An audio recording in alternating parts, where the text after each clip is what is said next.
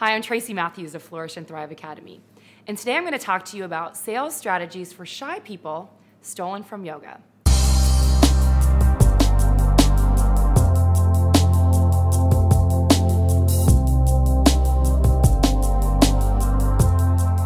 You might be thinking, what does sales, being shy, and yoga have in common?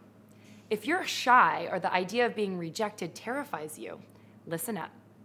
Today I have a few tips for you based on what I've learned from over 18 years of practicing and teaching yoga.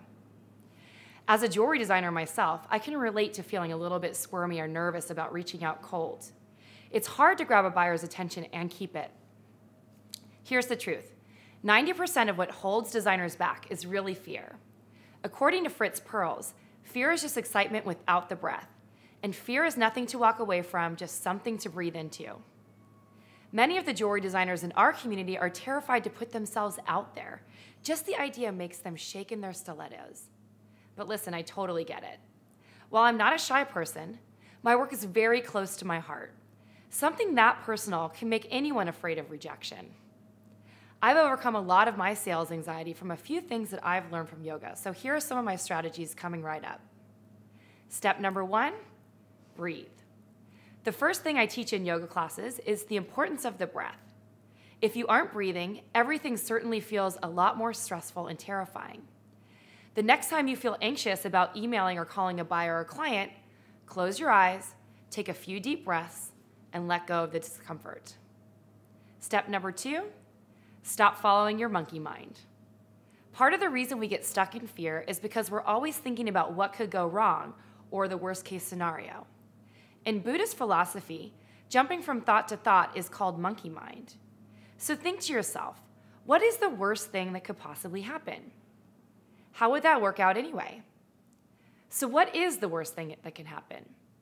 Well, someone might say no or not respond, but this does not mean that you're not talented or worthy. Remember, there are many people who already love wearing your work, so focus on them rather than the naysayers. When these thoughts come up, acknowledge them, but don't engage. Move on to a positive affirmation like, my jewelry is sold in the finest retail boutiques ever. Step number 3, have the courage to fall.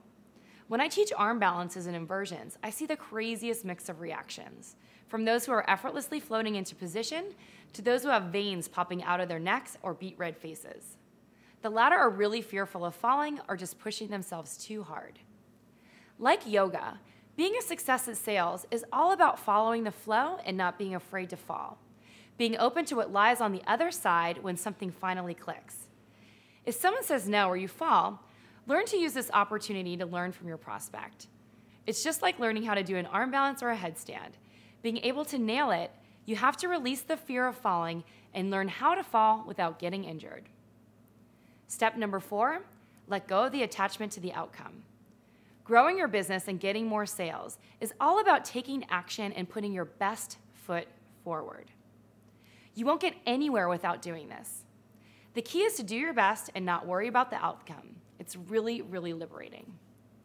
Expectations of what should happen prevent a lot of people from being open to the best outcome. Keep on putting your best foot forward, visualize what you want, and then let it go. Getting over the fear of sales may feel overwhelming, but I encourage you to use these techniques to transcend your shyness. We want to hear from you. In the comments below, answer the following questions. Which of these techniques will you put into practice right away? And what is your biggest fear when it comes to putting yourself out there or selling your work? If you found this video useful, please like the video and share it with your friends. Make sure you pop on over to flourishthriveacademy.com for more jewelry business advice and free training.